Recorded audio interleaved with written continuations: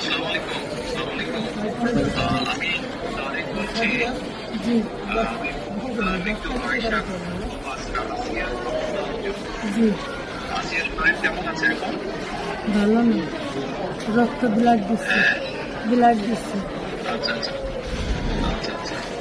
তো আমি আমাদের ওখানে যারা নেতা কর্মী আছে, বিশেষ করে নয়ন আছে, ওখানে ওকে আমি বলেছি আমাদের বাংলায় যারা নেতৃত্ব আছে তাদেরকে আমি বলেছি যে তারা পাশে থাকবে, তারা আসিয়ার পাশে থাকবে, যাতে করে আসিয়া ন্যায় বিচার হয়। জি আসিয়ার সাথে যারা অন্যায় করেছে তারা যাতে শাস্তি পায়। এর জন্য আমাদের অবস্থান থেকে আমরা চেষ্টা করব, যতটুকু সম্ভব আমরা চেষ্টা করব যাতে দেশের আইন অনুযায়ী আপনারা যাতে সঠিক বিচার জি জি এবং একই সাথে আমি নয়নকে বলেছি যে আসিয়ার জন্য চিকিৎসার জন্য যেসব ব্যবস্থা নেওয়া সম্ভব সেই সব ব্যবস্থাগুলো আমরা চেষ্টা করবো আমাদের দলের অবস্থান থেকে। না, ওই ওই নয়ন ভাই খুব করেছে আমার জন্য।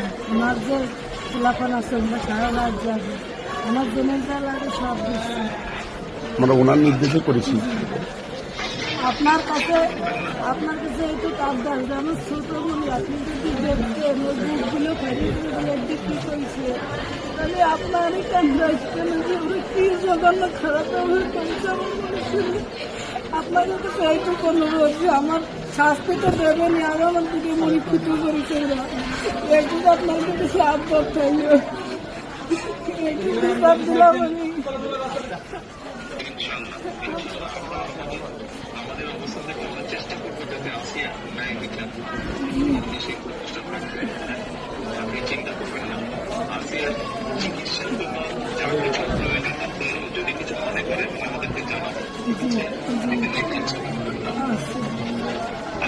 ভাই আসবে আমার সাথে।